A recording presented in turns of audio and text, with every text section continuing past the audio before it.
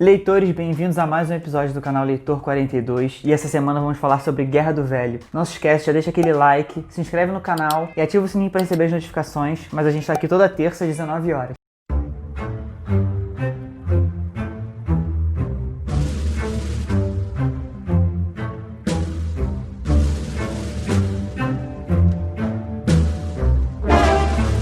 Guerra do Velho foi escrito em 2005 pelo estadunidense John Scalzi e foi indicado ao prêmio Hugo. Para quem não conhece, né, obviamente ele não é tão famoso aqui porque ele é focado em livros publicados ou traduzidos para a língua inglesa, mas ele é considerado o prêmio mais importante da literatura de ficção científica. Eu acho que pode ser fantasia também, mas geralmente os ganhadores são livros de ficção científica. Alguns ganhadores incluem o Duna, que eu já falei aqui no canal, Fahrenheit 451, Neuromancer e alguns outros livros que eu vou comentar aqui com certeza. E o próprio John Scalzi ele ganhou em 2013 com outro romance dele. Então por que eu tô falando Guerra do Velho e não desse outro romance que foi premiado de fato, não só indicado? Bom, pra começar é que esse aqui tá publicado no Brasil, né? Como eu disse, eu vou evitar falar de obras que não foram publicadas aqui, principalmente aquelas que não tiverem em português, né? Porque nem todo mundo tem acesso aí aos outros idiomas, então eu quero ser o mais democrático possível. O livro dele, esse livro premiado dele é uma paródia de Star Trek. Eu não sei se a Aleph achou que aqui não tem tanto público pra isso. Enfim, talvez ele até seja publicado aqui no futuro, né? Vamos ver. Mas a questão é que esse aqui, ele realmente... Eu não conhecia outras obras do John Scalzi. Esse aqui eu peguei a sinopse dele, eu tava numa feira de livros. Eu estava no stand da Aleph, né? Quem acompanha o canal já sabe que eu sou bastante fã deles. E eu vi essa premissa desse livro que é... Abre aspas. No meu aniversário de 75 anos eu fiz duas coisas. Visitei o túmulo da minha esposa e entrei pro exército. Eu tô parafraseando, não sei se tem a citação aqui. Acabei de ver, eu tô segurando o livro, acabei de ver que tem aqui atrás. Mas é basicamente isso que eu falei mesmo. Deixa eu ver aqui. É isso que eu falei. Não são exatamente as mesmas palavras, mas caso você queira dar um pause no vídeo e ler, é exatamente isso aí. Guerra do Velho, né? O John Perry, que é o protagonista do livro, ele é um americano comum. Aos 75 anos de idade, como todos os outros voluntários, ele entra pro exército das Forças Coloniais de Defesa, que é a força militar que coloniza o espaço. Eu não lembro se no livro ele especifica o ano, mas dá a entender que é um futuro nosso, né? A humanidade tá se espalhando pelo espaço e ele mesmo não sabe como é que um idoso de 65 anos pode ser útil numa guerra de combate físico, né? E eventualmente isso é explicado no livro, isso não é tão spoiler assim, porque é relativamente no início, então eu vou contar como é que é. Eles recolhem o seu DNA 10 anos antes, quando você pretende se alistar, e eles fazem um corpo usando seu DNA e algumas tecnologias alienígenas para criar tipo um super corpo para colocar sua consciência lá dentro e você poder lutar com mais força e tal, tipo um Capitão América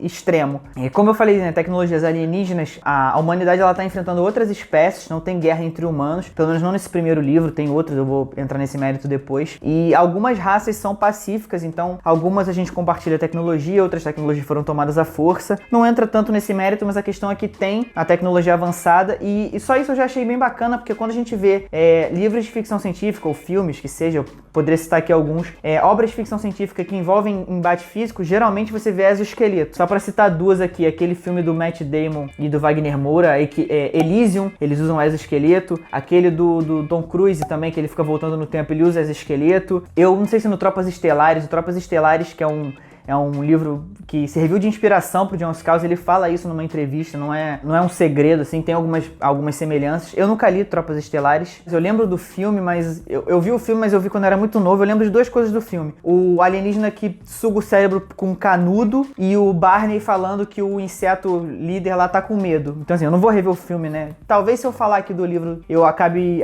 vendo, mas tem essa semelhança com Tropas Estelares, mas essa coisa de ter um novo corpo ao invés do exoesqueleto já foi um respiro bacana nesse tema aqui que tá um pouquinho batido de repente, né? E em relação a questões éticas de você transferir o corpo, né? Eles são obrigados a servir por pelo menos 2 anos no contrato e ele pode se estender até 10 anos. Geralmente eles servem 10 anos, isso já é explicado no começo. E se você sobreviver a esses 10 anos, o que não é tão comum, a taxa de mortalidade do exército é bem alta, você recebe um outro corpo normal, como era o seu corpo original, e você pode ter uma segunda vida. E é por essa chance de ter mais tempo que muitas pessoas se voluntariam no final das suas vidas, né? Então, assim, mas o livro não se aprofunda muito nessa questão filosófica de esses guerreiros verdes são realmente humanos ainda, ou se ainda é você porque é um outro corpo, não teve o cérebro não é fisicamente colocado no outro corpo, é uma transferência meio que elétrica e tudo. Mas o livro ele não se prende muito nisso, ele é mais focado na batalha mesmo, pelo menos esse primeiro. Esse nome Guerra do Velho não é à toa, tem bastante guerra no livro. Ele é um pouquinho, embora ele tenha bastante ficção científica, ele é mais de ação. E pra mim foi na medida certa, assim.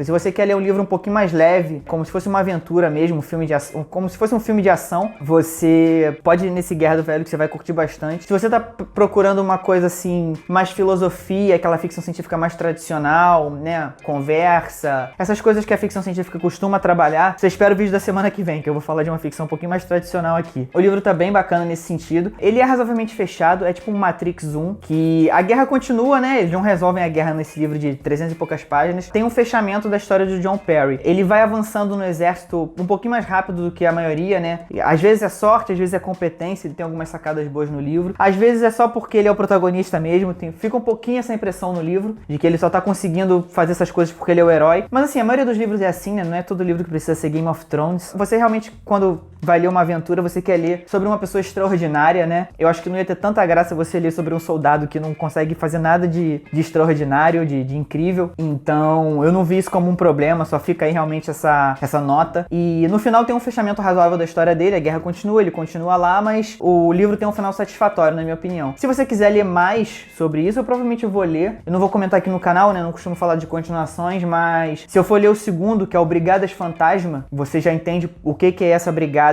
Já no próprio primeiro livro ele já explica o que é. O segundo livro deve focar nessas brigadas, né? Eu vou comentar lá no Instagram, @leitor42, eu tô fazendo live lá direto. Sempre às 19 horas também, pra manter o mesmo horário aqui do canal, pra ficar fácil de lembrar. Geralmente é segunda, quarta e sexta. Às vezes eu falho um dia, mas pelo menos 2 vezes por semana tem. Tem o terceiro livro publicado aqui no Brasil também. Eu acho que é A Última Colônia. Tô falando aqui sem tanta convicção, mas é só você dar uma olhada no site da Aleph que você vê isso. Lá fora, eu acho que já chegaram, tipo, 6 volumes. Mas ele não publicou com tanta frequência. Ele publicou uns 3 ou 4 seguidos, assim, um ano após o outro. Só que entre o quarto e o quinto, entre o quinto e o sexto, tem um intervalo de uns 3 ou 4 anos. Então, assim, nada diz que ele não possa publicar até mais livros nesse sentido. Mas, a princípio, pelo jeito, você consegue ir parando no meio do caminho, assim. Você não precisa ler essa saga inteira. Então, como eu falei, se você quer uma coisa um pouquinho mais pop, um pouquinho mais leve, pode ler o Guerra do Velho tranquilo. Não precisa se preocupar em ler essa saga toda. Ah, e eu quase esqueci de falar, abrir um parênteses aqui, que não tem a ver com